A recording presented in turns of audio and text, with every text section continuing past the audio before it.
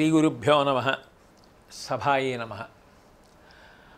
పాతపాటల పట్టుకొమ్మ ఈ శీర్షికన మీరు నాకు ఇచ్చి వ్యాఖ్యానం చేయిస్తున్నటువంటి ఈ చలనచిత్ర సంబంధమైనటువంటి పాటల్లో పెళ్ళికి సంబంధించిన విభాగంలో ఇవాళ మీరు నాకు ఇచ్చినటువంటి పాట పెళ్ళి రోజు అన్న చిత్రం కోసం రాజశ్రీ గారు రచించినటువంటి పాట. ఈ పాటకి విచిత్రం ఏంటంటే కొన్ని వందల చలనచిత్రాల్లో నటించినప్పటికీ జమున గారు పాడినటువంటి ఏకైక పాట. సుప్రసిద్ధ చలనచిత్ర నటి జమున గారు ఈ పాట పాడారు. కాబట్టి ఈ పాటలో ఆయన ఆవిడ ఇద్దరు కలిపి పాడుతుంటారు. అది బొమ్మల పెళ్ళిళ్ళు కానివ్వండి, నిజంగా పెళ్ళిళ్ళు కానివ్వండి. సాధారణంగా పెళ్ళి అంటే ఒక విషయాన్ని బాగా జ్ఞాపకం పెట్టుకోవాలి. పెళ్ళి ఇద్దరు కలిసి బ్రతకడానికి చేసేటటువంటి వ్యవస్థ. అందుకే మంత్రాలు కానీ పెళ్ళిలో జరిగేటటువంటి అనేక అంగములు కానీ వాళ్ళిద్దరి మనస్సులు ఏకమవడానికి ప్రయత్నం చేస్తాయి.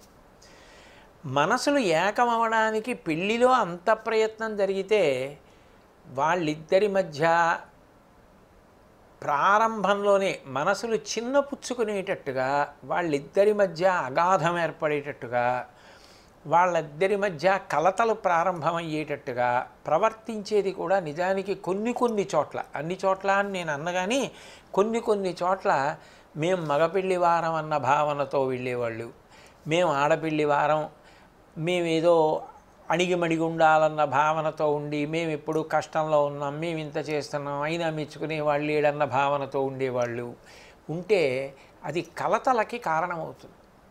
ఎందుకనంటే పెళ్ళిలో మేమేదో అధికులం అన్న భావన ఎవరికీ ఉండకూడదు, మేము తక్కువ అన్న భావన ఎవరికీ ఉండకూడదు. ఇద్దరూ సమానంగా ఉండాలి. రామాయణంలో దశరథ మహారాజు గారు వస్తుంటే జనక మహారాజు గారు చేతులు కట్టుకుని ఎంతో వినయంగా స్వాగతం పలికితే దశరథుడు అన్నాడు, నువ్వు ఎందుకు అంత చేతులు కట్టుకుని అంత వినయంగా మాట్లాడుతున్నావు? నిజానికి ప్రతిగ్రహో దాతృవశః. ఒక వ్యక్తి దానం పుచ్చుకుంటున్నాడు అంటే దానం పుచ్చుకునేవాడెవరో ఆయన ఇచ్చేవాడి పట్ల వినయంతో ఉండాలి. నువ్వు నాకు ఆడపిల్లని ఇస్తున్నావు, ఆడపిల్లని కన్యాదానం చేసేది ఎవరు? నువ్వు నీ కుమార్తెని నాకు కోడలుగా ఇవ్వకపోతే నా కొడుకు రామచంద్రమూర్తికి ధర్మపత్నిది, నా వంశం ఎలా నిలబడుతుంది?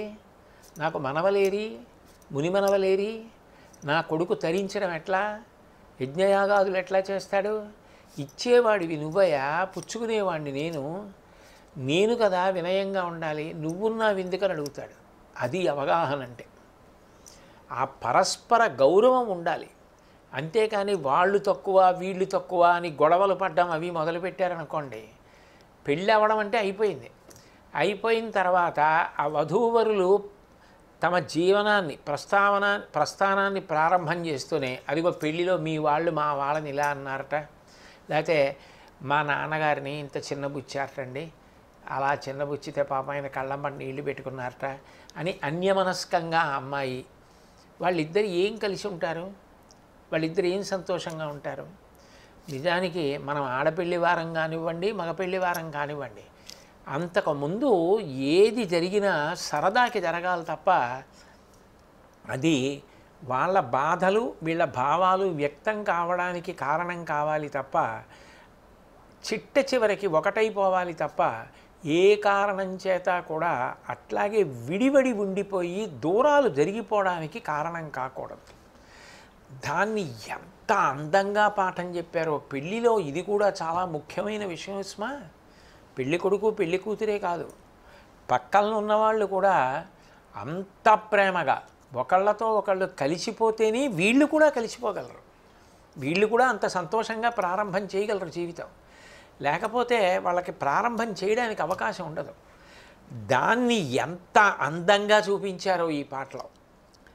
అందులో మొట్టమొదట ఆమె పాడుతూ అంటుంది, పెళ్ళివారమండి ఆడపెళ్ళివారమండి, మా బాధ వినేదెవరండి?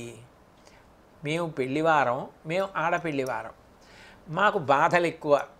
అంటే ఆడపిల్లి వారు అనేటప్పటికీ చాలా బాధలు ఉంటాయని. నిజానికి అలా ఆలోచిస్తే మగ పెళ్లివారు ఏమనాలి, మాకుండవేంటి, మేము పెళ్లి కొడుకుని చేయలేదా, మేము భోజనాలు ఎట్లేదా, మాకు డబ్బు ఖర్చు అవ్వలేదా, మీకు నగలెట్లేదా, మీకు చీరలు కొనలేదా, అందుకే పెళ్ళి అలా దెబ్బలాడుకోవడానికే.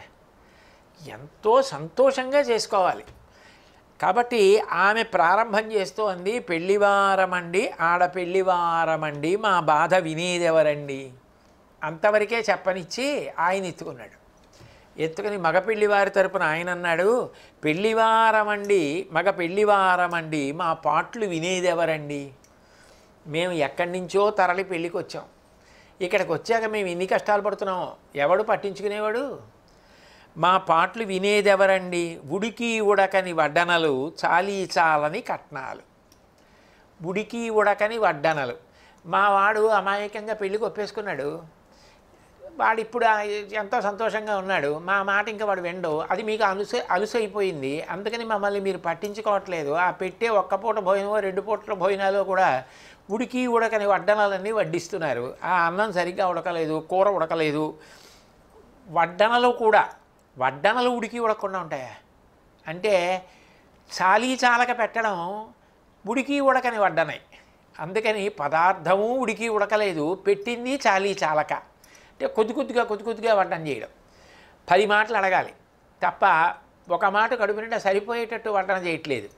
అందుకని ఉడికి ఉడకని వడ్డనలు చాలీ చాలని కట్నాలు. మా పిల్లాడు చదువుకున్న చదువుకి తగినంత కట్నం కాదు, వాడి ఉద్యోగానికి తగినంత కట్నం కాదు అంటే పక్కన ఉన్నవాడు అన్నాడు చాలీ చాలని కటనాలు అన్నాడు.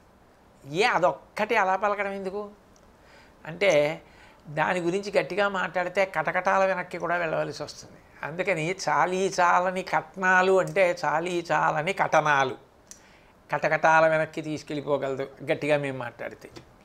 చాలీ చాలని కటనాలు, పరువులు తీసే పద్ధతులన్నీ చాలు చాలు ఇక మార్చాలి, ఇక చాలు చాలు మరి మార్చాలి. ఇవన్నీ మా పరువు తీసేసేటట్టుగా ఉన్నాయి.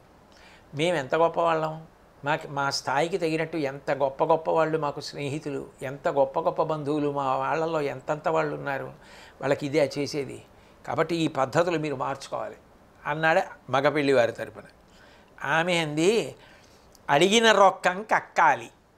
మీరు ఎంత డబ్బు అడిగితే అంత డబ్బు కట్నం దాన్ని డబ్బు రూపంలోనే ఇచ్చుకోవాలి. తీసుకొచ్చి ఇంత డబ్బు తీసుకొచ్చి ఇవ్వాలి. అడుగులమడుగులు వత్తాలి. మగ పెళ్లి వారం, మేము పెళ్లి కొడుకు తరపు వారం అనేటప్పటికీ ఇంకా కూర్చోబెట్టి వాళ్ళకి అన్ని సేవలు చెయ్యాలి. వారడుగులమడుగులు వత్తాలి, నోటికి వచ్చిన కోరికలన్నీ నోరు మూసుకుని తీర్చాలి. వచ్చినవాడు స్నానానికి తువ్వాలు తెచ్చుకోలేవా నువ్వు అని అడగడానికి వీలు లేదు. ఏంటంటే తువ్వాళ్ళు పెట్టలేదే విడిదిలో అంటే 4 కొత్త తువ్వాళ్ళు తెప్పించి ఇవ్వాలి. అంతేగాని అదేంటండి పై ఊరు వచ్చినప్పుడు స్నానానికి తువ్వాలు తెచ్చుకోవద్దా అంటే ఇంకేమైనా ఉందా, లేనిపోని గొడవలు వస్తాయి. కాబట్టి నోటికి వచ్చిన కోరికలన్నీ నోరు మూసుకుని తీర్చాలి. నేను ఇదే వాడతానంటే అదే తెచ్చి ఇవ్వాలి. మా పరిస్థితి అలా ఉంటుంది. ఆడపిల్లివారం అంటే అంత కష్టం, కాబట్టి మా నోరు మూసుకుని తీర్చాలి అని ఆవిడంది. ఆయన అన్నాడు, సీమ చదువులో మా అబ్బాయికి లక్షల కట్నం ఏదండి. మా అబ్బాయి ఎక్కడో సీమ వెళ్ళి చదువుకున్నాడు, అంటే విదేశాలు వెళ్ళి బాగా చదువుకున్నవాడు. ఆ సీమ చదువుకున్నందుకు లక్షల కట్నం ఇవ్వాలి. ఏమిచ్చారు మీరు అన్నాడు. ఆమె అంది, చక్కదనాల చుక్కను మించే వధువే లక్షల విలువండి అంది. మా అమ్మాయి చక్కదనాల చుక్క, అట్లాంటి పిల్ల భారీగా లభించడమే అదృష్టం. ఆ అమ్మాయి కన్నా ఇంకా లక్షల కట్నం ఏంటి, లక్షలకి కోట్లకి మించిపోయింది మా అమ్మాయింది. అంటే ఆయన అన్నాడు, ఘుమఘుమలాడే పన్నీరు అత్తరు వాసనలు ఇవ్వండి. మేమున్న గదులు, విడిది, పెళ్లి మంటపం ఇవన్నీ ఘుమఘుమలాడే అత్తర్లు పెట్టాలి, సువాసనలు ఉండాలి. ఏవన్నీ పెళ్ళికి పువ్వులకే అయిపోవాలి 5-6 లక్షలు. అలా ఎక్కడ కట్టారు అని ఆయన బాధ అని అడిగాడు. అడిగితే ఆవిడంది, కమ్మని నవ్వులు కురిపించే అమ్మాయి చూపులే చాలండి. మా అమ్మాయి నవ్వితే కమ్మని చూపులు కురిపించేటట్టుగా ఉంటాయి. కమ్మని నవ్వులు కురిపించే అమ్మాయి చూపులే చాలండి. మా అమ్మాయి చూపుల్లోనే కమ్మని నవ్వులు కనపడుతుంటాయి. అంత ప్రసన్నమైనటువంటి ముఖం కలిగినటువంటి పిల్ల, అటువంటి పిల్ల చాలు. ఈ అత్తర్లు, ఈ సువాసనలు ఇవన్నీ ఎందుకండి అంది ఆ అమ్మాయి. అన్న తర్వాత అతను అన్నాడు మగపిల్లి వారి తరపున, ఆడిన మాటలు తప్పేవారితో సంబంధం మాకు వద్దండి, మేము చేస్తాం, మీకు ఎందుకు, మీరు వచ్చి చూద్దరు కానీ కదా ఎంత బాగా చేస్తామో పెళ్ళి అది ఇది అన్నారు. తీరా వచ్చి చూస్తే ఇలా ఉంది. కాబట్టి ఆడిన మాట మీరు తప్పారు కాబట్టి మీలాంటి వాళ్ళతో మాకు సంబంధం వద్దు అసలు అన్నాడు. ఆమె అంది, మాటల కంటే కోటల కంటే మనసే ఎంతో విలువండి. ఏం మేము మాట్లాడాము, ఎన్ని కోటలు కట్టాము, మాటలతో కోటలు కట్టి తప్పుకున్నామా అన్నది కాదు. అయ్యో వాళ్ళ పరిస్థితికి వాళ్ళు పాపం ఇంత చేశారు, ఇంతకన్నా వాళ్ళు ఏం చేయగలరు అన్న మనసు ఉండడం మీకు ఉండవలసిందే. అది గొప్ప. మనకున్నంతలో వాళ్ళకి మనం ఎంత చేయగలమో అంత చేద్దాం, వాళ్ళు సంతోషించాలి అని మేం చేయాలి. పరస్పరం ఒకరి మనసులు ఒకరికి కలుసుకోవాలి. ఒక్క వధువుకి వరుడికే కాదు, మనకి కూడా అలా కలుసుకోవాలి. ఎందుకని వియ్యపురాలు యువతల వియ్యంకుండి ఏమంటుంది, అన్నయ్య గారు అన్నయ్య గారు అంటుంది. ఎందుకు అనిపిస్తారు? చెల్లెల్ని ఎలా చూసుకుంటాడో అలాగే చూసుకోవాలి.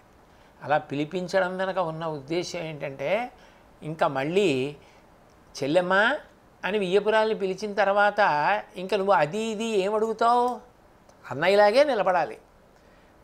ఆ అనుబంధాల్ని కలపడం వెనక అంత గొప్ప హృదయం ఉంది. ఈమె ఇటువైపు వియ్యపురాలు అవతల వాళ్ళని ఆమె కూడా అన్నయ్య గారు వదిన గారు అని పిలుస్తుంది. అప్పుడు వాళ్ళు ఎంత ప్రేమగా ఉండాలని దాని అర్థం, ఎంత సంతోషంగా ఉండాలి. బావమరిది బతక కోరుతాడంటారు. బావమరిది అక్క చెల్లెల్ని బావగారిని చూసుకుని ఎంత మురిసిపోవాలి. ఆ బావమరిది ఇంటికి వస్తే బావగారు అక్క చెల్లెలు కలిసి ఎంత ప్రేమగా చూడాలి. మామగారు పితృపంచకంలో ఒకడు. మామగారిని ఒక తండ్రిలా అల్లుడు చూసుకోవాలి. అలా కలిసిపోవాలి, కొత్త అనుబంధాలు రావాలి, ఒకళ్ళకు ఒకళ్ళు బలం కావాలి. దానికి ఏం తెలుసుకోవాలి, అవతల వాళ్ళ బలహీనత తెలుసుకోవాలి. వాళ్ళు పాపం ఇంతవరకే చేయగలరు, చాలు వాళ్ళు ప్రేమగా చేస్తున్నారు కదా, మనకి లేదా పోదా ఏమిటి ఇవాళ వాళ్ళే పెట్టాలని ఏమిటి, అన్నయ్య అని పిలుస్తోంది అంతే, చెల్లెలుగానే చూస్తాను అని ప్రేమగా సర్దుకుపోయే మనసు కదండి కావాలి. వాళ్ళిద్దరూ ఒకటవ్వాలంటే, వాళ్ళ మనసులు కలవాలంటే మన మనసులు కలవాలి. పెద్దవాళ్ళ మనకే లేనిది వాళ్ళకు వస్తుందా? మనం కొట్టుకుంటే వాళ్ళు ప్రేమగా ఉండగలరా, వాళ్ళు కలవగలరా, సంతోషంగా ఉంటారా? కాబట్టి మాటల కంటే కోటల కంటే మనసే ఎంతో విలువండి. ఆలు మగలు హాయిగా ఉంటే కావలసినదిక ఏముంది. ఇప్పుడు ఇద్దరు కలిసి అన్నారు ఈ మాట, అది విచిత్రం. ఆమె అతడు కలిసి ఏమన్నారంటే, నిజమే, ఇలా నేను మీలో లోపాలు మీరు నాలో లోపాలు ఎత్తి మన ఇద్దరం ఇలా దెబ్బలాడుకుంటే వాళ్ళిద్దరు ఏం సంతోషంగా ఉంటారు. మనం ముందు కలిసి ఉందాం, మనం సంతోషంగా ఉందాం, మనం అన్నయ్య చెల్లి అని పిలుచుకున్నందుకు అలాగే నిలబడదాం. మనం ఆ వరసలు ఎలా కలుపుకుని అంత సంతోషంగా ఉండాలో అంత సంతోషంగా మనం ఉంటే, ఆలు మగలు హాయిగా ఉంటే కావలసినది ఇంకేముంది. వాళ్ళిద్దరూ హాయిగా ఉండాలని కదా పెళ్లి చేస్తున్నాం. వాళ్ళిద్దరూ హాయిగా ఉండాలంటే మనం ముందు హాయిగా ఉండడం నేర్చుకోవాలి, మనం సంతోషంగా ఉండాలి. నాకేమో నా వియ్యంకుడితో పడదు, నా వియ్యపురాలతో పడదు, మా ఆవిడికేమో వియ్యంకుడితో పడదు, వియ్యపురాలతో పడదు. నా కొడుకు కోళ్ళు కలిసి ఎలా ఉండగలరు? నేనేమో ఆ కొడుకింటికి వెళ్ళి అస్తమానం వియ్యంకుడిని తక్కువ చేసి మాట్లాడుతుంటే ఆ అమ్మాయికి ఎంత బాధగా ఉంటుంది. ఆ అమ్మాయి నన్ను మామయ్య గారు అని గౌరవిస్తుందేమో కానీ ప్రేమగా ఎక్కడ చూస్తుంది? ఏమిటమ్మా చూసేది? చూస్తున్నారు కదా బావగారు, ఇంకా మా నాన్నగారు అదేంటి మామయ్య గారు మీకు ఏదో చేయలేకపోయారు, ఊరుకోమ్మా, ఏడు చేయాలి, తప్పు అలా అనకూడదు ఎప్పుడు కూడా. బావగారు ఆయన అంతే, ఆయనకి నేనే చేయాలమ్మా, అలా అనకు, తప్పు అంటే కదూ నా కోడలు నన్ను చూసేది. ముందు నేను నా వియ్యంకుడు ఒకటవ్వాలి, నా భార్య నా వియ్యపురాలు ఒకటవ్వాలి, అప్పుడు మా కొడుకు కోడలు ఒకటవుతారు. నువ్వు అసలు దానికి ప్రాతిపదిక ఇవ్వకపోతే వాళ్ళిద్దరు ఎలా అవుతారు ఒకటి? కాబట్టి వాళ్ళిద్దరు ఇప్పుడు ఒకటైపోయారు, పెద్దవాళ్ళు అయిపోయి ఆలు మగలు హాయిగా ఉంటే కావలసినదిక ఏముంది, ఒకరిని ఒకరు తెలుసుకొని ఉంటేనే కదా హాయి ఉన్నది. అది వాళ్ళు మనం అందరం ఒకరిని ఒకరు తెలుసుకొని ఉంటేనే కదా హాయి ఉన్నది. ఒకరి గురించి ఒకరు తెలుసుకోవాలి, తెలుసుకొని సర్దుకుపోవడం నేర్చుకోవాలి, నేర్చుకుంటే హాయిగా ఉంటుంది అని ఇప్పటివరకు ఏమన్నారు? పెళ్లివారమండి ఆడపెళ్లివారమండి, పెళ్లివారమండి మగ పెళ్లివారమండి. ఇప్పుడు ఇద్దరూ కలిసిపోయి పెళ్లివారమండి మేము పెళ్లివారమండి అన్నారు. ఇప్పుడు ఆడపెళ్లివారమండి మగ పెళ్లివారమండి లేదు, అంటే వీళ్ళిద్దరూ కలిసిపోయారు. పెద్ద మంగళధ్వని వినపడింది, వాళ్ళిద్దరూ కలిసిపోయారు. అది పెళ్ళి అంటే, అది పెళ్లి రోజు అంటే ఆ కలిసిపోవడం.